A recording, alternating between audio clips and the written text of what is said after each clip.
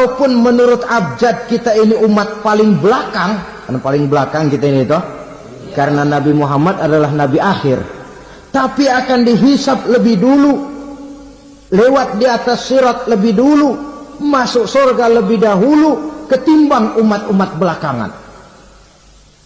Ketika Rasul mendekati ajal, beliau tanyakan itu kepada malaikat Jibril.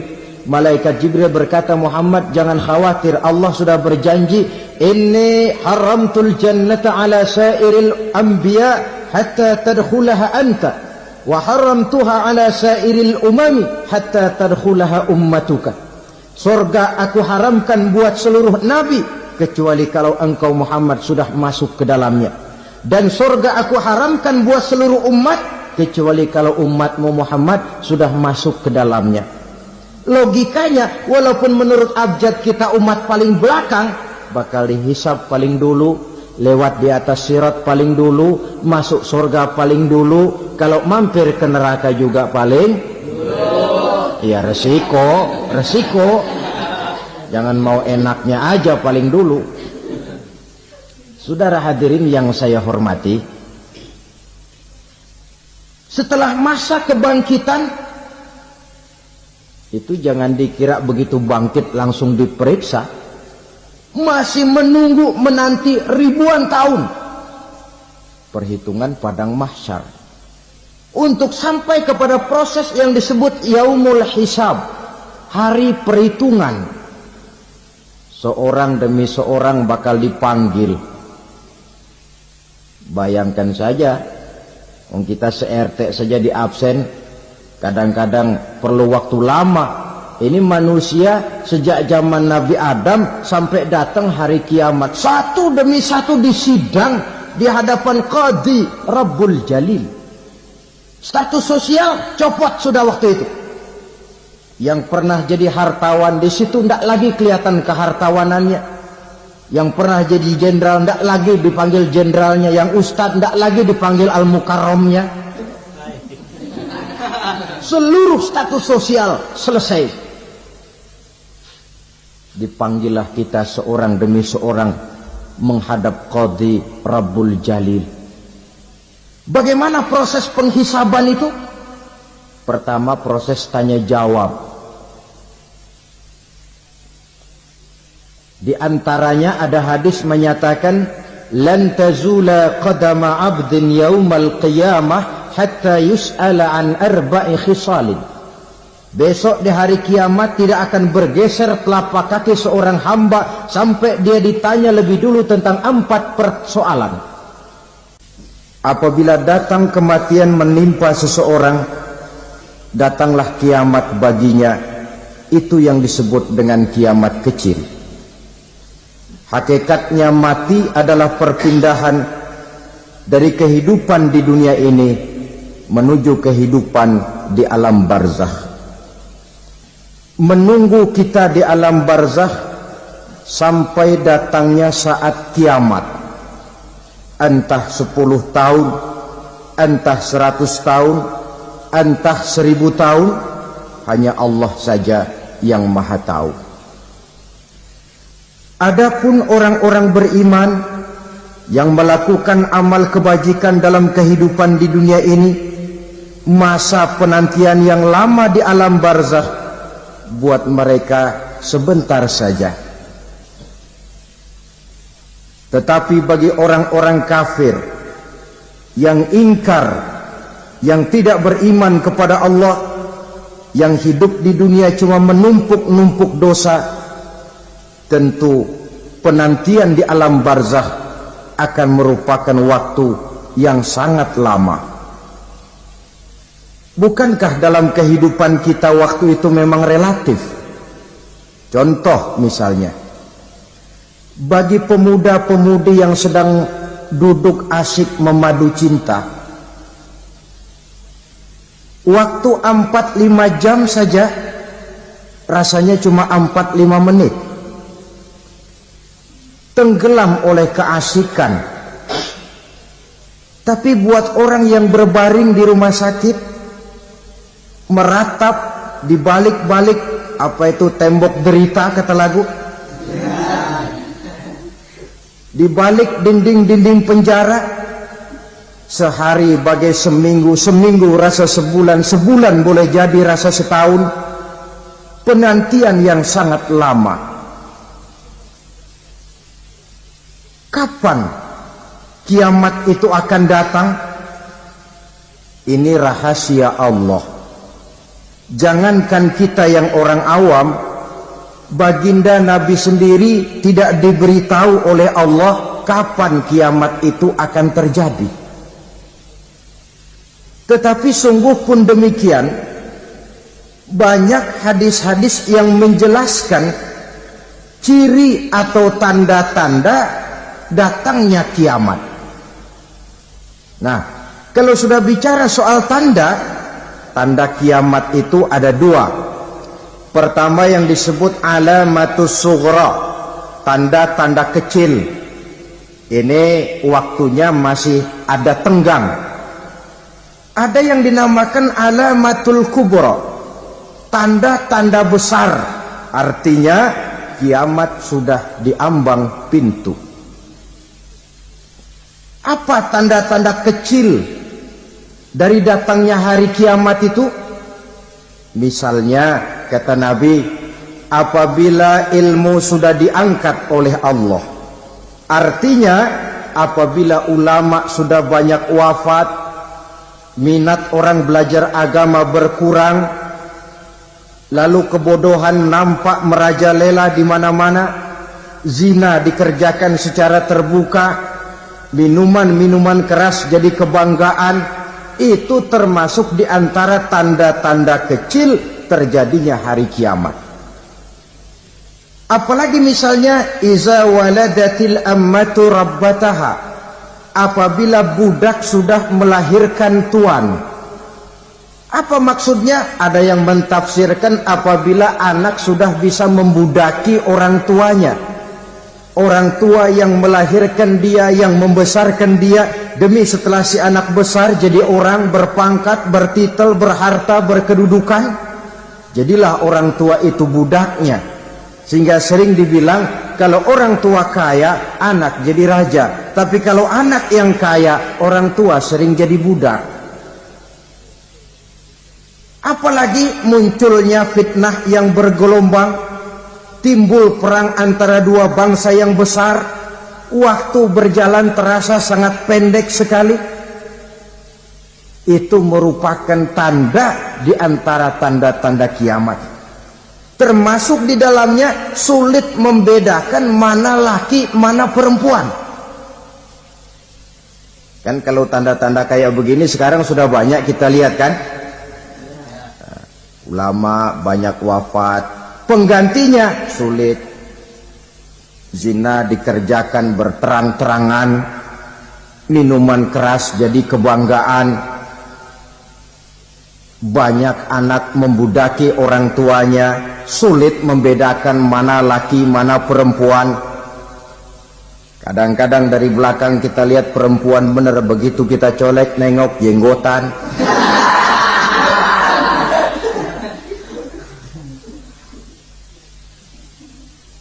Ini termasuk tanda-tanda kecil, masih ada tenggang sampai akan terjadinya kiamat itu. Nah, yang dimaksud dengan tanda-tanda besar, ini tanda besar artinya kiamat sudah diambang pintu. Pertama, matahari terbit dari sebelah barat. Apabila matahari sudah terbit dari arah sebelah barat, tertutuplah sudah pintu taubat. Bersabda Nabi kita, la taqumus sa'atu hatta tatlu'a syamsu min maghribiha.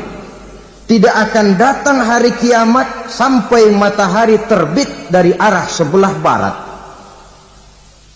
Fa iza tala'at, manakala matahari telah terbit dari arah sebelah barat, wara'ahan nasu, manusia banyak menyaksikan itu, amanu ajma'un, mereka pun lalu beriman. Yang tadinya kafir, yang tadinya ingkar, yang tadinya membangkang, setelah melihat matahari terbit dari sebelah barat, buru-buru beriman, berlomba-lomba mengucap dua kalimat syahadat, Tapi apa yang terjadi? Kata Nabi, wadzalika hina la yanfa'u nafsan imanuha lam takun amanat min qabl. Hari itu adalah hari yang iman sudah tidak berguna lagi bagi seseorang apabila sebelumnya memang dia tidak pernah beriman. Au kasabat fi imaniha khaira, atau beriman tetapi tidak pernah melakukan kebajikan di dalam keimanannya itu. Hari yang sudah kasib, hari yang sudah terlambat, beriman tidak akan ada gunanya lagi.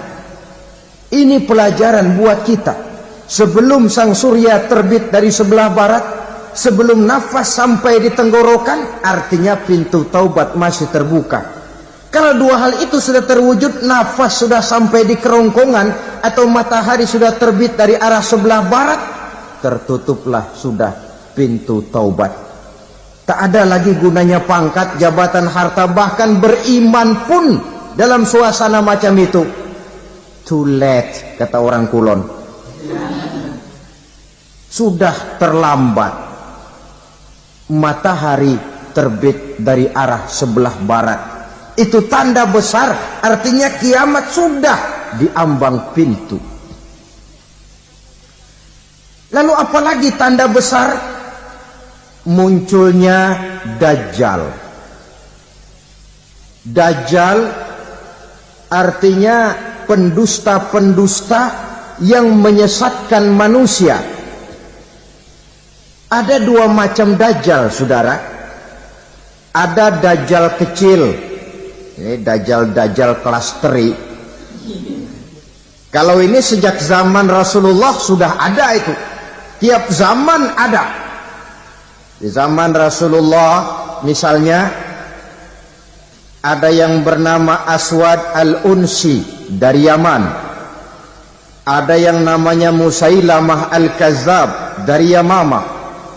Ada yang namanya Ibnu Sayyad dari Madinah. Ini Dajjal di zaman Rasul.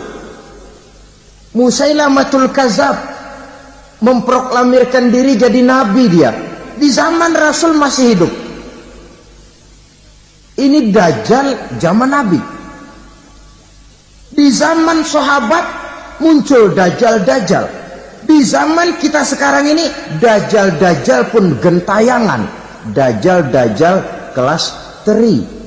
Kerjanya mendustakan manusia, menyesatkan manusia, memalingkan manusia dari jalan yang benar dan diridhoi oleh Allah Subhanahu wa taala.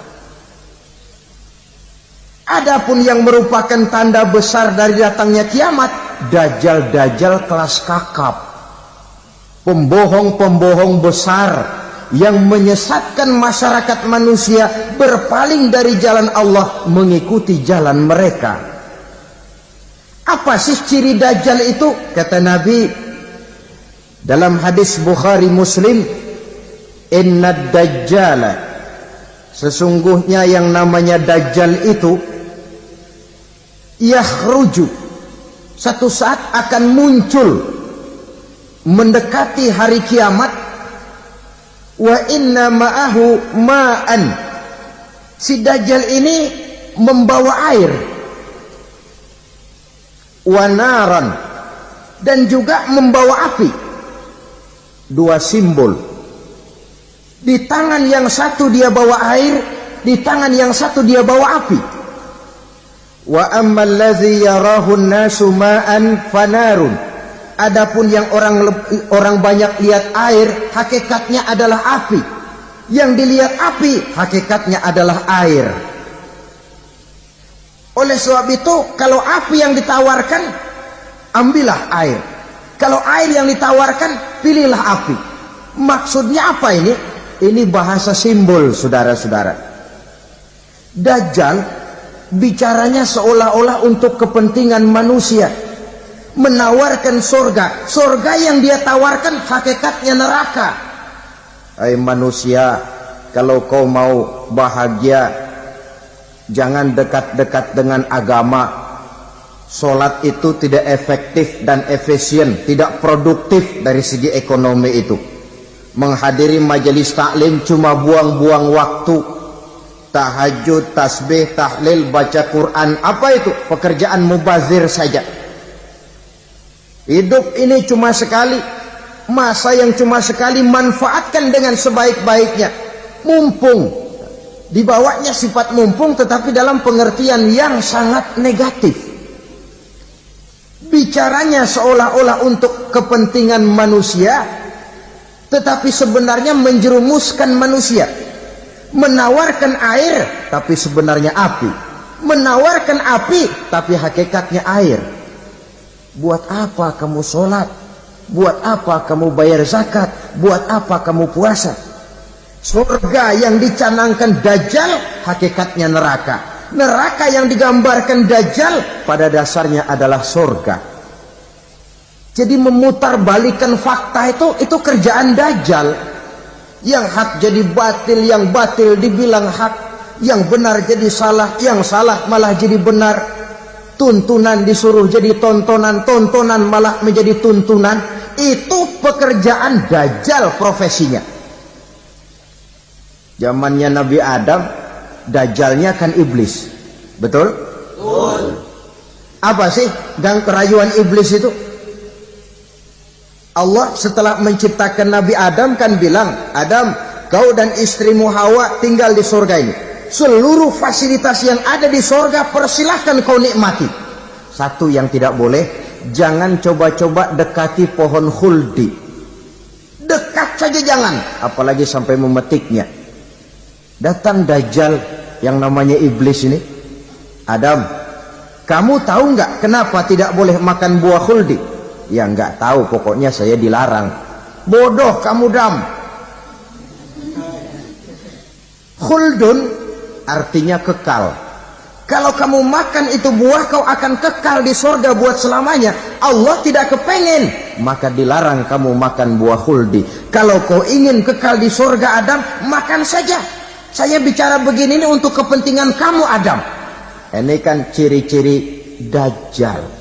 Bicaranya sih seolah-olah untuk kepentingan Nabi Adam, hakikat sebenarnya menjerumuskan Nabi Adam supaya ingkar dan melanggar larangan dari Allah Subhanahu wa ta'ala. Jadi setelah muncul Dajjal, timbul kekacauan-kekacauan di masyarakat. Banyak yang terpengaruh, terpedaya dan terpesona. Termasuk mereka yang memproklamirkan diri jadi nabi. Mereka yang memproklamirkan diri jadi rasul di zaman sesudah Rasulullah wafat, itu adalah Dajjal-Dajjal. Maka saya ingatkan, kalau di zaman kita sekarang ini ada orang ngaku jadi nabi, ada orang ngaku jadi rasul, biar bahasa Arabnya kental,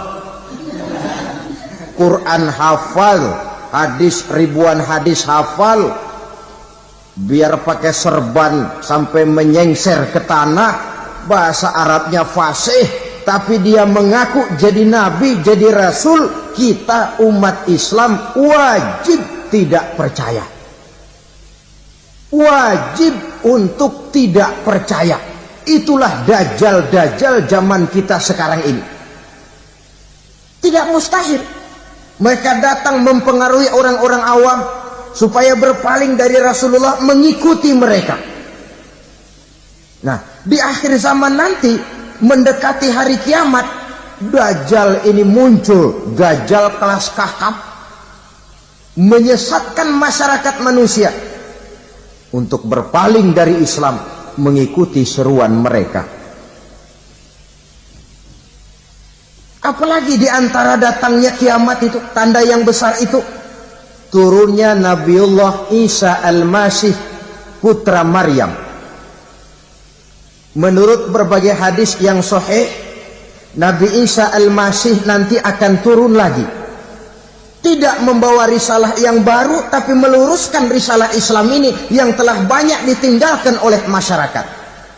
Bahkan ada hadis menjelaskan beliau akan membunuh Nabi, mematahkan kayu-kayu salib, lalu melaksanakan haji dan umrah mengikuti syariat Nabi Muhammad, bukan membawa agama baru. Menjadi semacam mujaddid, reformer, menyelamatkan manusia dari bisikan Dajjal. Bahkan ada riwayat yang menjelaskan bahwa Nabi Isa berhasil mengalahkan Dajjal, mengembalikan masyarakat manusia kembali kepada ajaran Islam yang datang dari Allah, dibawa oleh Rasulullah sallallahu alaihi wasallam. Dengan kata lain, turunnya Nabi Isa bukan sebagai nabi dan rasul baru, tetapi mengikuti syariat Nabi kita Muhammad sallallahu alaihi wasallam. Saudara hadirin, ibu-ibu hadirat yang saya hormati, kemudian apalagi di antara tanda-tanda besar akan datangnya kiamat itu? Keluarnya asap atau awan. Kata Nabi, inna min asrati sa'ah dukhanan yamla'u ma bainal masyriqi wal maghrib. Di antara tanda-tanda kiamat munculnya awan atau asap yang memenuhi antara langit dan bumi. Ini pun diperkuat dalam surah Ad-Dukhan ayat 10. Fartaqib yauma ta'tis sama' bidukhanin mubin fayughshan nas hadza azabun alim. Bagi orang-orang yang beriman, mereka biasa-biasa saja. Tapi bagi orang kufur, datangnya asap dan awan ini merupakan azab yang kelewat pedih. Barangkali sedikit mendekati gambaran tentang azab yang pedih ini, saya ingatkan alam pikiran kita kepada peristiwa yang belum lama terjadi. Pernah dengar berita bocornya reaktor nuklir di Chernobyl, Uni Soviet? Pernah dengar? Nah. Bocornya reaktor nuklir di Chernobyl yang mengakibatkan ratusan bahkan sangat mungkin ribuan nyawa. Cuma satu reaktor. Bagaimana kalau seluruh cadangan nuklir yang dimiliki oleh para negara adik kuasa ini diledakkan? Bahkan yang konon menurut catatan, cadangan nuklir yang dimiliki bersama oleh Amerika dan Rusia sekarang ini sudah sanggup memusnahkan 6 miliar manusia. 1,5 kali lebih banyak dari jumlah manusia yang nongkrong di permukaan bumi ini. Saudara-saudara hadirin yang saya hormati, lalu saat mendekati hari kiamat, apalagi tandanya? Setelah Nabi Isa wafat, pada saat turunnya yang kedua kali, lalu Allah meniupkan angin sejuk. Semua orang-orang beriman, orang-orang baik wafat, sehingga penghuni bumi ini cuma tinggal lagi terdiri dari orang-orang kafir. Tidak ada lagi di bumi ini yang bisa mengucapkan Allah. Sehingga dalam hadis qudsi itu ada keterangan, innallaha azza wa jalla yaqulu li Israfil. Allah pernah pesan kepada malaikat Israfil. Kata Allah, Israfil, iza sami'ta qailan yaqul Allah Allah fa akhirin nafah 40 sanatan ikraman liqailiha.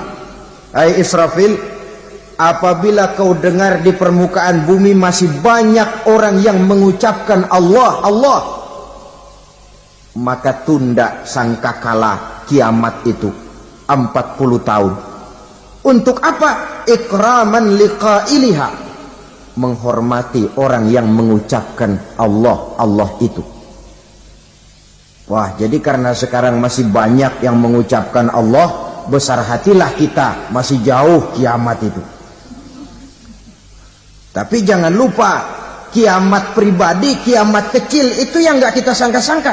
Ajal datang mencabut nyawa, itu kiamat pribadi, dan itu yang pasti kita hadapi, dan itu yang membuat kita tidak boleh bersikap main-main di dalam kehidupan sekarang ini. Saudara hadirin yang saya hormati, tidak ada lagi orang-orang muslim. Seluruh penduduk dunia ini kafir. Lalu terciptalah struktur sosial yang berlandaskan prinsip hidup semau gue. Bakal terjadilah prinsip di mana yang kaya menyantap yang miskin, yang kuat menindas yang lemah. Hidup sudah bagaikan di rimba belantara. Berlaku hukum rimba. Siapa yang kuat dia yang menang. Siapa yang lemah menjadi mangsa. Timbul kekacauan. Maksiat merajalela. Munkarat menjadi-jadi. Sehingga isi bumi ini penuh dengan segala macam perbuatan dosa. Tidak ada perlunya lagi alam diperpanjang temponya. Datang saat yang sudah dijanjikan oleh Allah Azza wa Jalla, maka terjadilah yang disebut kiamat kubra, kiamat besar, kiamat hancur-hancuran. Bagaimana kejadian ini dimulai? Dalam surah Az-Zumar ayat 68, Allah Subhanahu wa taala berfirman, "Wa nufikha fis-suri fasa'iqa man fis samawati wa man fil ardi illa man sya'allahu." Maka manakala ditiuplah sangkakala, terkejutlah seluruh yang ada di langit dan seluruh yang ada di bumi.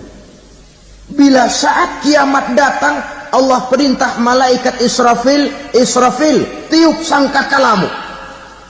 Ditiuplah sangkakala oleh malaikat Israfil. Yang akibat daripada tiupan itu, seluruh yang ada di langit, seluruh yang ada di permukaan bumi terkejut. Yang ada di langit siapa? Malaikat kan. Bayangin aja kalau malaikat kaget, apalagi kita. Terkejut seluruh makhluk yang ada di bumi, yang ada di langit mendengar suara sangkakala itu. Bunyinya tidak sanggup kita bayangkan dahsyatnya. Ledakan nuklir, ledakan neutron belum apa-apa ketimbang bunyi sangkakala malaikat Israfil ini. Nah, lalu mendengar bunyi sangkakala ini, gemparlah makhluk, kacaulah alam. Bumi gempa, planet-planet bertabrakan, gunung meletus, air laut tumpah ke darat, angin topan bertiup, halilintar menyambar. Lalu semua yang bernama hidup mati total. Mati bareng tanpa persiapan. La haula wala quwata illa billah. Saya kadang-kadang dalam tafakur bermohon, ya Allah, mudah-mudahan saya enggak nemuin kiamat beneran. Ngeri. Tidak bisa kita bayangkan macam apa suasana seperti itu. Allah saja banyak memberikan gambaran, misalnya Al-Qari'ah, wa mal qari'ah, wa ma adraka mal qari'ah. Kejadian yang menggemparkan. Tahukah kamu apa kejadian yang menggemparkan itu? Yauma yakunun nasu kal farasil mabsus wa takunul jibalu kal ihnil manfus. Pada saat itu manusia berterbangan bagai kupu-kupu. Gunung berterbangan seperti kapas ditiup angin. Gunung saja macam kapas, konon lagi manusia. Kematian total, mulai semut sampai gajah mati, jin mati, iblis mati, malaikat mati. Malaikat saja mati. Saudara hadirin yang saya hormati, kematian total yang tanpa persiapan. Orang bilang, Pak, kalau mati bareng begitu yang repot malaikat maut dong ya. Cabut sana, cabut sini. Itu kalau menurut logika kita, mestinya begitu menurut logika. Tapi logika juga yang bilang nggak perlu serepot itu. Sebab untuk mematikan listrik di wilayah DKI, di wilayah Jakarta, nggak perlu tiap rumah didatengin matiin, ya lama. Cukup dari kantor pusatnya saja PLN, tekan satu tombol, gelaplah seluruh Jakarta. Saudara hadirin yang saya hormati, kematian total. Lalu setelah kematian total, Planet-planet juga mati, dalam arti tidak bergerak dan beredar. Angin mati, dalam arti tidak bertiup. Air mati, dalam arti tidak ada riak gelombang. Pokoknya semua mati. Kullu nafsin za'iqatul maut, semua yang bernafas mati. Dalam ayat lain, kullu man 'alaiha fan, semua yang ada di permukaan bumi fana. Yang kekal cuma Allah Subhanahu wa ta'ala. Yang paling belakang mati malaikat maut dan malaikat Israfil, tapi mati juga sesuai dengan janji Allah. Menurut hadis Bukhari Muslim dari Abi Hurairah, masa tenggang waktu antara kematian total pada tiupan sangkakala pertama dengan proses kebangkitan pada tiupan sangkakala kedua 40 lamanya. Tidak dijelaskan oleh Abi Hurairah 40 jam, apa 40 hari, apa 40 tahun. Hadis-hadis cuma menyebutkan 40 saja. Sunyi alam yang tinggal cuma Allah saja lagi. Ketika itu Allah berseru-seru, katanya, limanil mulkul yauma, siapa para penguasa hari ini? Mana itu raja-raja dan penguasa yang dulu mengaku jadi Tuhan? Fir'aun, mana Fir'aun sekarang? Yang dulu jadi raja, merasa berhasil, sombong, lalu tidak mau turun-turun dari kekuasaannya, sampai kepada puncak kekurang ajarannya mengangkat diri jadi Tuhan. Mana itu Fir'aun? Namrus, mana sekarang Namrus? La ilaha illa ana, ternyata tidak ada Tuhan lain selain daripada aku, kata Allah. Proses kemudian, saudara-saudara, turunlah hujan dari langit. 40 lamanya hujan itu. Tidak jelas juga 40 jam apa 40 hari. Setelah air turun membasahi, datanglah tiupan sangkakala yang kedua. Semua yang bernama mati bangkit dari kuburnya masing-masing. Ini yang disebut Yaumul Ba'thi, hari kebangkitan. Allahu Akbar. Pada saat kita bangkit dari kubur kita masing-masing, kumpul di padang mahsyar namanya. Bayangin aja, saya sendiri nggak sanggup bayangin. Manusia sejak zaman Adam sampai zaman kiamat kumpul bareng di tempat sama. Berapa banyaknya itu?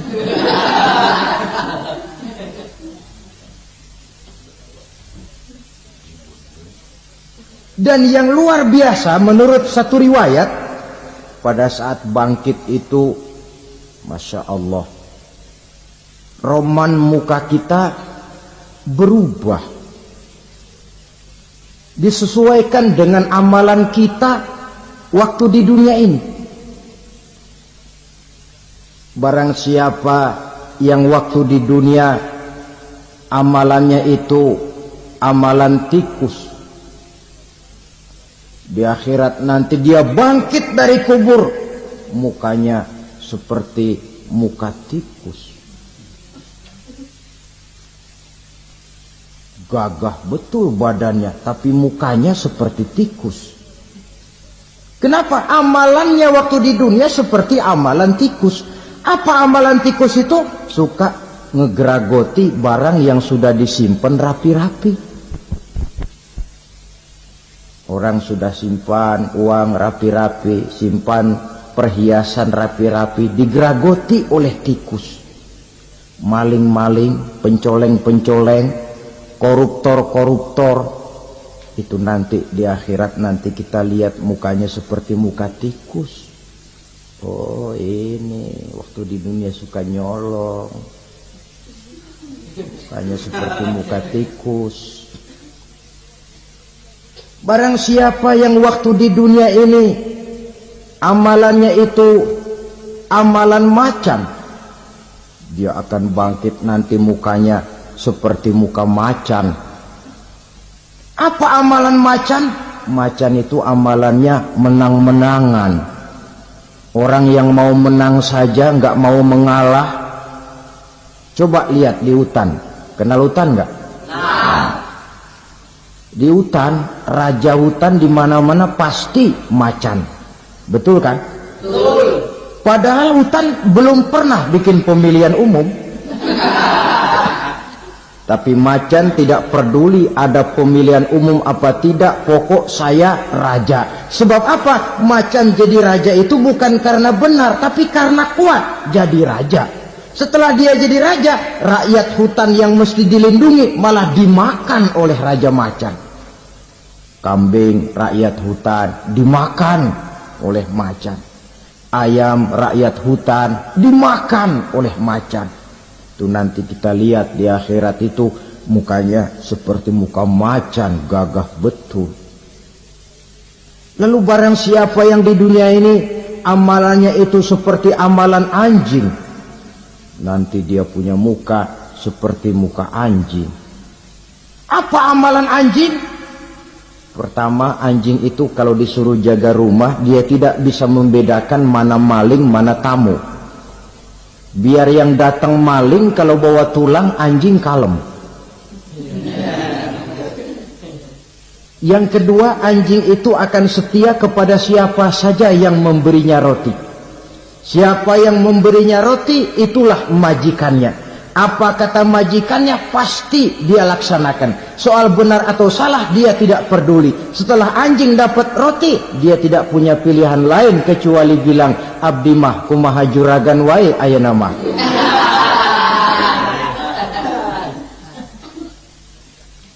Saudara hadirin yang saya hormati,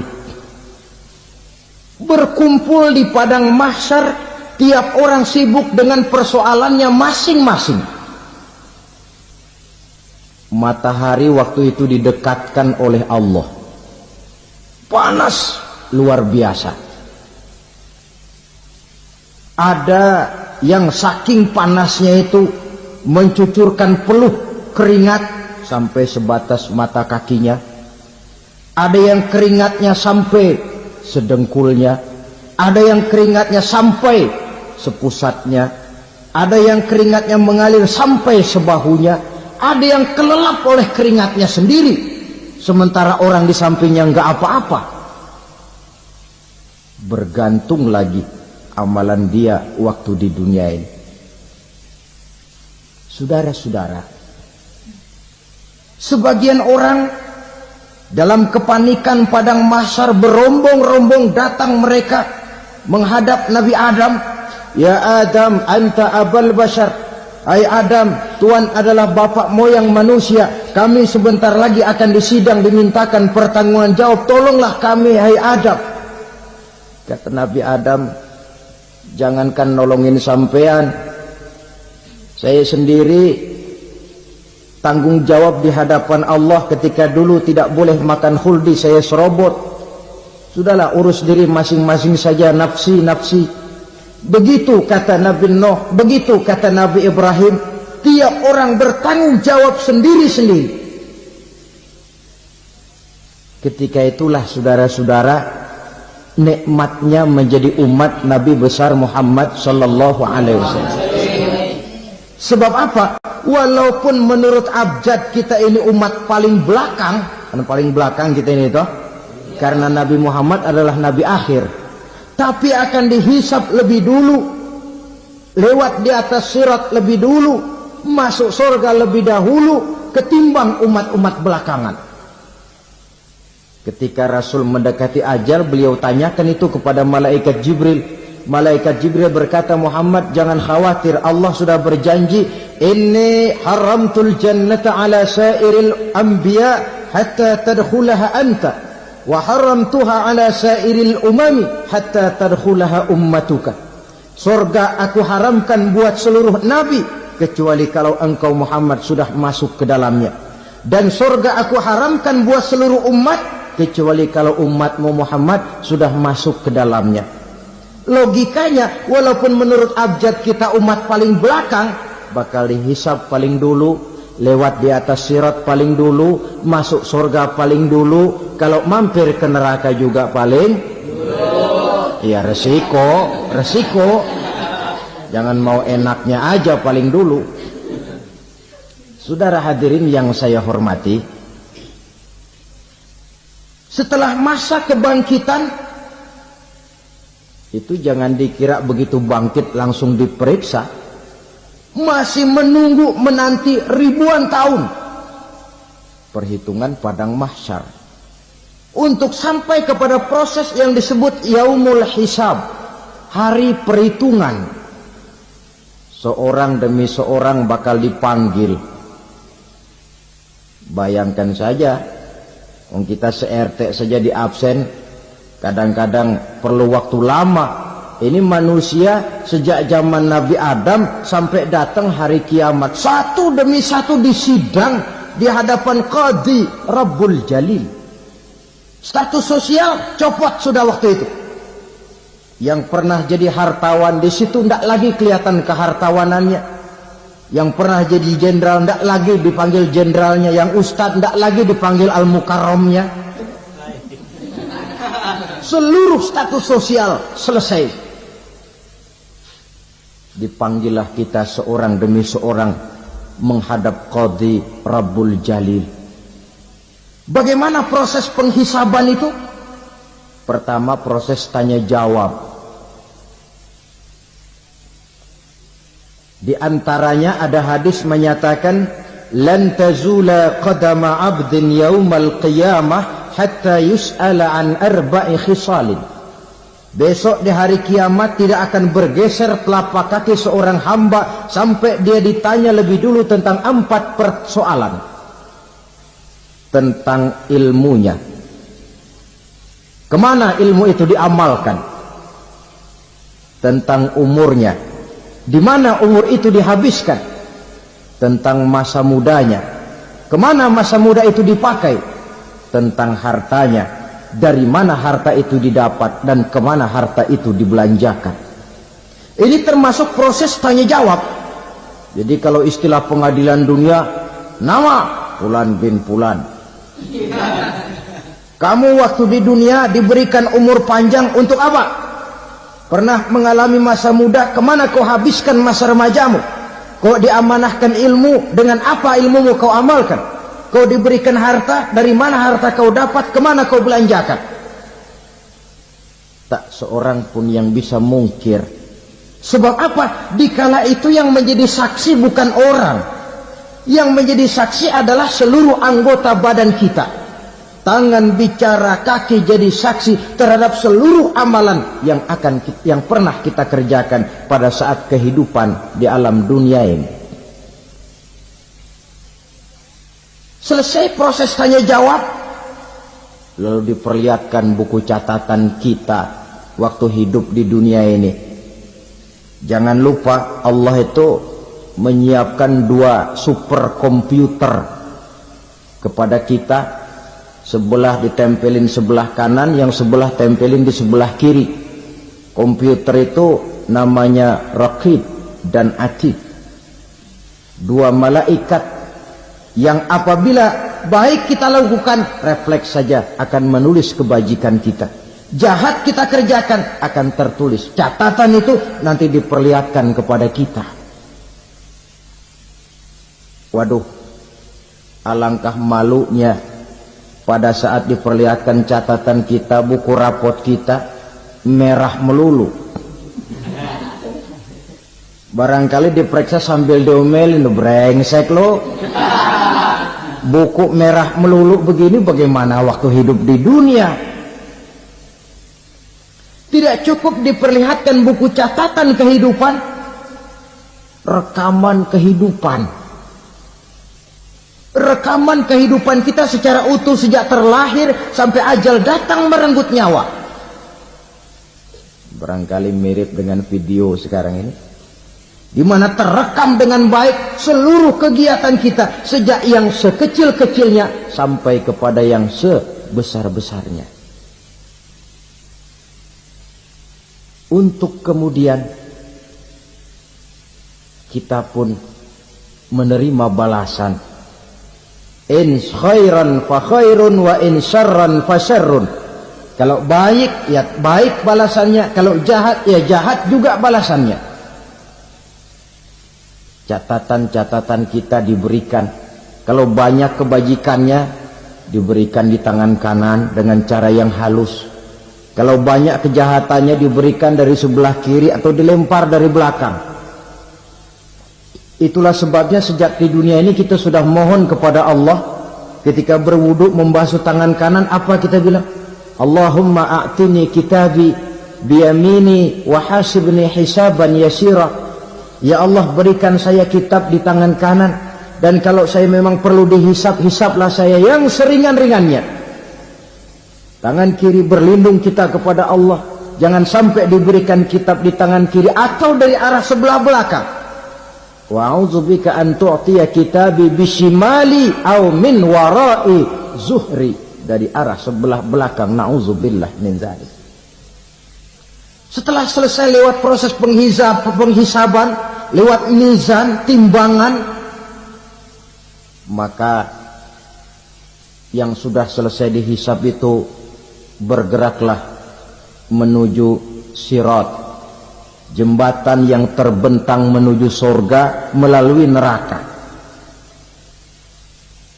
Saudara-saudara, panjangnya perjalanan sirat itu memakan waktu ratusan tahun. Tetapi orang yang lewat di atas sirat pun macam-macam, bergantung amalannya ketika di dunia ini.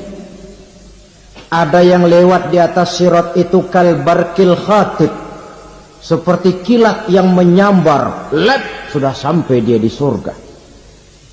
Cepat bukan main. Ada yang lewat di atas sirat itu seperti orang lari-lari.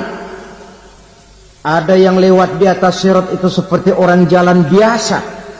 Ada yang sambil merangkak, ada yang sambil ngesor, ada yang sambil gelayutan, ada yang selamat sampai ke ujung ke surga, ada yang tergelincir jatuh masuk ke dalam neraka, bergantung amalannya dalam kehidupan di dunia sekarang ini. Tiap kita akan melewati yang namanya sirat ini. Saudara-saudara kaum muslimin yang saya hormati, dengan demikian mereka yang selamat melalui sirat sampai ke terminal akhir surga, mereka yang ketika dihisab ternyata banyak kejahatannya daripada kebaikannya, mereka singgah di dalam neraka. Nah, adapun orang-orang yang beriman menurut ayat Quran dan hadis Nabi itu nanti ada bermacam-macam. Ada orang beriman itu yang dimasukkan surga. Ada orang beriman itu yang dimasukkan ke dalam surga. Ada orang beriman itu yang disebut penduduk surga. Kenapa lain-lain, Pak? Karena waktu di dunia amalannya juga lain-lain. Ada orang beriman yang masuk surga. Ini paling murah tiketnya. Mau masuk surga? Kata Nabi begini, ma min abdin qala la ilaha illallah thumma mata ala dhalik illa dakhala al-jannah. Kalau seorang hamba sudah mengucap dua kalimat syahadat, dia yakin dengan kebenaran kalimat itu sampai matinya, orang itu akan masuk surga. Abi Dzar yang waktu itu diajak bicara heran, ya Rasul kok gampang betul? Iya. Walaupun orang itu mencuri, iya. Walaupun orang itu berzina, iya. Biar dia mencuri, biar dia berzina, kalau dia sudah mengucap dua kalimat syahadat, dia yakin dengan kebenaran kalimat itu sampai matinya, itu orang akan masuk surga. Jadi masuk surga cukup 2 kalimat syahadat, yakin sampai mati masuk surga. Itu perkara masuk. Tapi kalau pertanyaannya diterusin, masuknya kapan Pak? Nah ini lain lagi urusannya. Sebab ada yang masuknya itu langsung, ada yang mampir dulu. Di sana tempat cuma 2. Kalau tidak surga, neraka.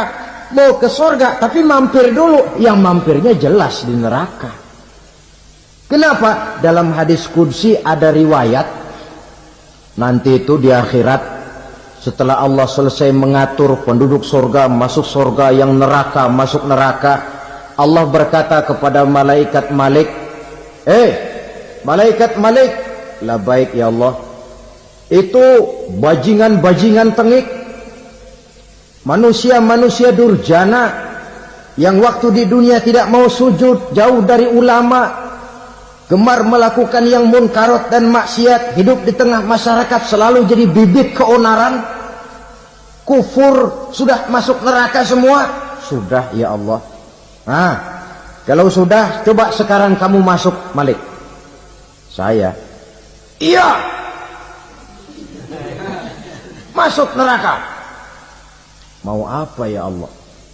Kata Allah, akhriju minan nar man kana fi qalbihi misqala habbatin min khardalin min iman. Kau masuk neraka, cari di dalam neraka orang-orang yang ada imannya walaupun kecil sebesar biji zarah, angkat mereka keluar. Masuk malaikat Malik ke neraka, cari orang yang ada imannya, korek-korek. Ya repot, udah pada gosong. Yang ada imannya diangkat ke atas, yang ada imannya diangkat ke atas, lalu dimandikan di Nahrul Hayat, namanya sungai kehidupan di akhirat nanti. Cakep lagi rupanya, bersih lagi wajahnya, apel di hadapan Allah. Kata Allah, bagaimana mas? Kapok nggak sampean? Kapok ya Allah. Nah, kalau kapok, idhab fadkhulil jannah, pergi masuk surga sana. Berangkat mereka ke surga, ketemu sama teman-temannya yang udah sampai lebih dulu, yang nggak pakai mampir lagi. Terjadi dialog. Kata teman-temannya yang udah pada nyampe duluan, mas, iya, emang baru sampai? Saya baru sampai. Memang mampir di mana dulu mas? Kita sudah lama sampai di surga. Saudara buka surah Al-Muddathir ayat 34-35. Ma salakakum fis saqar? Kenapa kamu mampir di neraka Saqar? Qalu lam nakum minal musallin. Mereka menjawab, kami mampir di neraka Saqar mas, gara-gara dulunya kami waktu di dunia tidak pernah sholat. Tidak pernah sholat? Tidak pernah. Karena rumahnya dekat masjid, cuma dekat doang mas.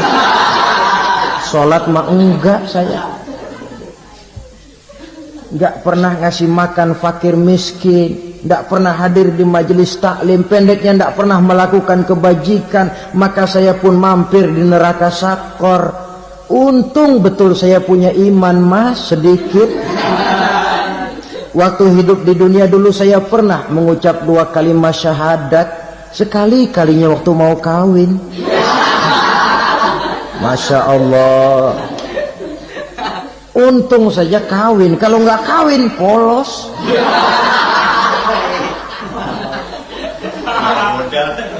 Itu juga pengulu sudah setengah mati ngajarin. Asyhadu alla, asyaduaan, asyaduaan.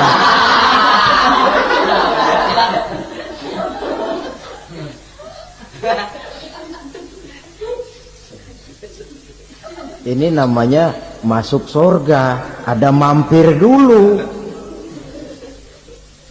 Ada pula orang mukmin itu yang dimasukkan surga. Namanya dimasukkan kan terima beres. Saya masuk ke rumah, jalan sendiri, cari tempat sendiri. Saya dimasukkan ke dalam rumah, terima beres, pokok ada di dalam, itu dimasukkan namanya. Nggak pakai mampir. Tapi tentu tiketnya lebih mahal ketimbang yang pertama tadi. Apa kata Allah? Innal ladzina amanu wa amilus solihat la ukaffiranna anhum sayyi'atihim wa la udkhilannahum jannah. Sesungguhnya orang-orang yang beriman kemudian beramal soleh, kami hapuskan segala dosa dan kesalahannya, kami masukkan mereka ke dalam surga. Lihat ayatnya, Allah yang memasukkan, kita yang dimasukkan. Tidak pakai transit, tidak usah mampir. Cuma tidak cukup syahadat, tidak cukup amanu, tapi diiringi dengan wa'amilus salih. Iman, amal. Tidak cukup syahadat, lalu dibuktikan dia sholat, dia zakat, puasa, lalu dia melakukan berbagai macam kebajikan. Ini yang menyebabkan dia tidak pakai mampir di tempat yang bernama sakor. Lalu ada pula orang mukmin itu yang disebut penduduk surga. Wah, ini sudah VIP ini. Ashabul jannah, penduduk surga. Siapa mereka? Kata Allah, innal ladzina amanu summa istaqamu fala khaufun 'alaihim wala hum yahzanun ulaika ashabul jannah hum fiha khalidun. Sesungguhnya orang-orang yang beriman lalu istiqamah, tetap dalam melaksanakan perintah Allah, tidak goyah, tidak labil tapi stabil, istiqamah, mereka tidak takut dan tidak bersedih hati. Merekalah penduduk surga. Iman, istiqamah. Tidak punya duit, sembahyang. Banyak duit, sembahyang. Miskin, sembahyang. Kaya, tetap sembahyang. Istiqamah. Kadang orang kalau susah rajin ke masjid, banyak duitnya ngelihat masjid melengos. Itu yang dibilang waktu miskin hamba Allah, setelah kaya jadi hamba harta. Bergeser, tidak ada nilai istiqomahnya. Saudara-saudara, dengan begitu penduduk neraka itu dua. Ada penduduk permanen, ada penduduk yang semi permanen. Yang semi permanen orang-orang beriman yang mempunyai dosa besar. Mereka masuk ke neraka untuk menerima azab sesuai dengan dosanya. Bila selesai masa azab itu, mereka akan diangkat untuk ditempatkan kembali ke dalam surganya Allah Subhanahu wa ta'ala. Nah, dikala itulah saudara-saudara, ada yang disebut syafaat dari Rasulullah Sallallahu Alaihi Wasallam. Tapi tentu jangan lupa, syafaat ini ibarat kain menambal dia. Kita punya kain bolong-bolong sedikit, syafaat yang menambal. Sholat kita ada kurang dikit, sedekah kita ada campur riak dikit, amalan kita ada tidak karena Allah dikit, kita berharap syafaat. Jadi biarlah kain masih bolong-bolong, yang penting punya kain. Tapi kalau kainnya tidak ada, yang ditambal apanya? Sholat tidak, puasa tidak, zakat tidak, berharap syafaat saja. Ya, terlalu berlebihan itu. Saudara hadirin yang saya hormati, apabila selesai proses penghisaban, proses penghitungan, maka dikala itulah manusia terbagi dalam dua kelompok besar. Fariqun fil jannah wa fariqun fis sa'ir. Sekelompok orang-orang beruntung yang masuk ke dalam surga, dan sekelompok lagi masuk ke dalam neraka. Akan memakan waktu untuk menceritakan sifat surga dan neraka, tapi insya Allah pada kesempatan pertemuan lain saya sampaikan. Namun sebagai gambaran umum cukuplah saya sampaikan sebuah hadis qudsi. Allah jelaskan, a'dadtu li'ibadiyas salihin ma la 'ainun ra'at wa la uzunun sami'at wa la khatara fi qalbil bashar. Aku sediakan buat hamba-hambaku yang soleh, yang tidak pernah terlihat oleh mata, tidak pernah terdengar oleh telinga, dan belum pernah terdetik dalam hati manusia. Jadi kenikmatan surga belum pernah dilihat mata, belum pernah didengar telinga, belum pernah terdetik dalam hati. Pedihnya azab neraka belum pernah terlihat mata, belum pernah terdengar telinga, belum pernah terdetik dalam hati. Saudara hadirin yang saya hormati, oleh karena itu sebagai uraian akhir daripada kiamat ini, marilah sama-sama kita memanfaatkan hidup dengan sebaik-baiknya supaya jangan timbul penyesalan di hari kemudian nanti. Mudah-mudahan kita seluruhnya diselamatkan Allah dari azab neraka dan mendapat surga dan ridhonya. Sekian dan demikianlah pertemuan kita kali ini. Terima kasih banyak atas segala perhatian. Mohon maaf atas segala kekurangan. Usikum wa nafsi bitaqwallah. Wassalamualaikum warahmatullahi